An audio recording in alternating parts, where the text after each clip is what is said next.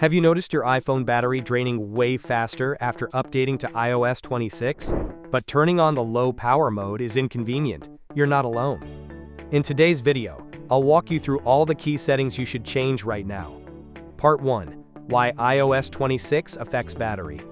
First, new updates always index your files in the background, photos, Spotlight, etc., which temporarily drains more battery. Give iOS 26 about 2 to 3 days to finish indexing. Battery usually stabilizes after that. Part 2. Essential settings to fix battery issues. Settings 1. Background app refresh. Go to Settings General and find Background app refresh. Turn it off completely, or choose Wi-Fi only. Then disable apps like social media that constantly refresh in the background. Setting 2. Location services. Enter privacy and security settings, find location services.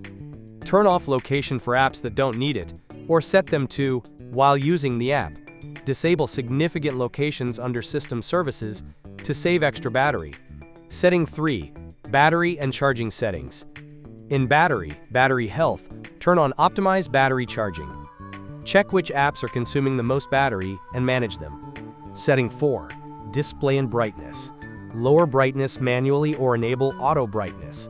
Switch on Dark Mode, which uses less power on OLED screens.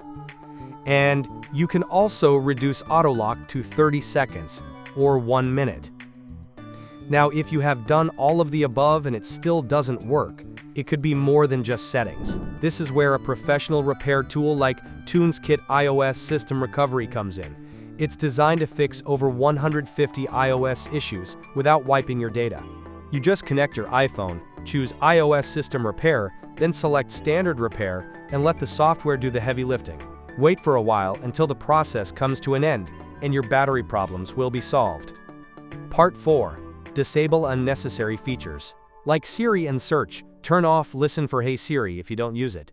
And in the Privacy Analytics and Improvements, disable Share iPhone Analytics. And that's all. If you found this video helpful, don't forget to give it a like, subscribe for more iOS tips.